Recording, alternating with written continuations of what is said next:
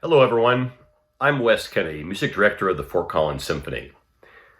I hope that you and your loved ones are staying safe and healthy during this trying time. And we hope that the Fort Collins Symphony and its musicians are on the stage very soon playing for our audiences.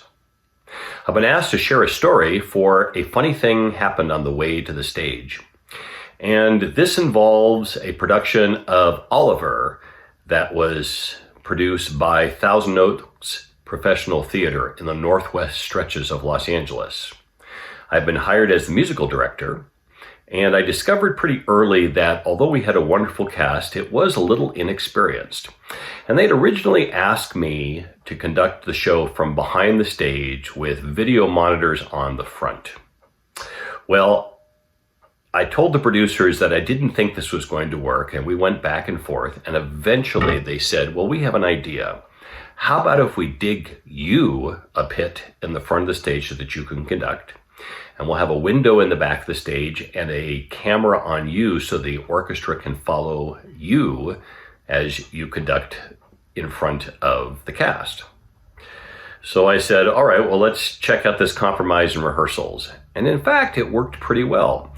They dug out a 24-inch, 3-foot by 4-foot space, which they put a wooden wall around.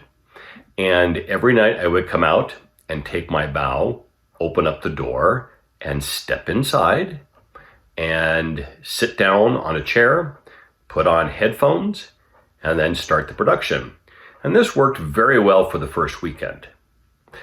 Well, Monday, Tuesday, and Wednesday, the theater is dark, and the unthinkable happened in Los Angeles at that time. It rained.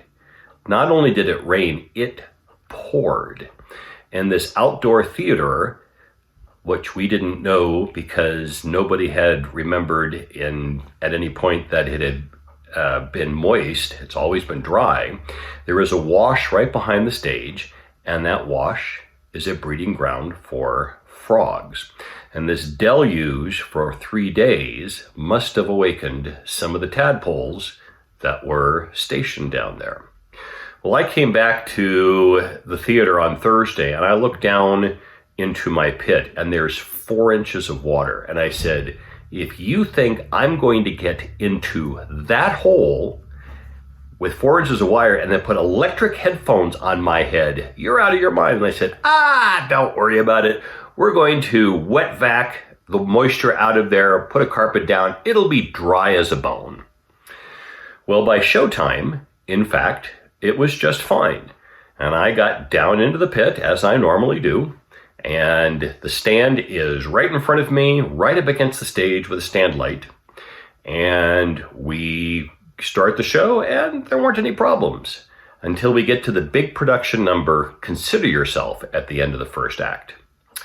There's a vamp that's taking place. And when there's a vamp that's taking place, it's a repeating figure in the orchestra.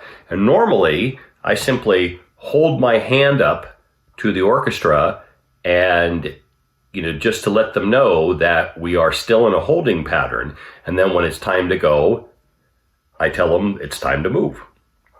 Well, we're holding this vamp, and I discover that I am not alone in the pit.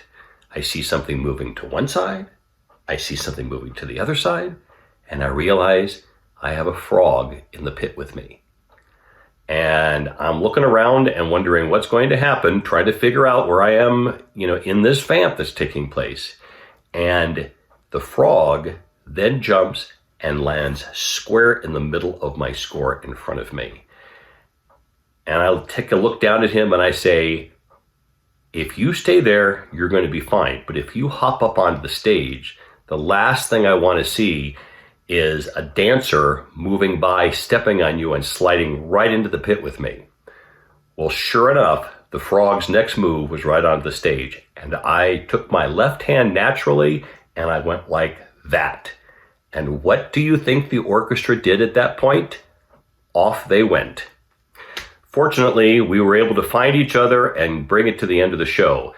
But there's an experience I will never, ever forget.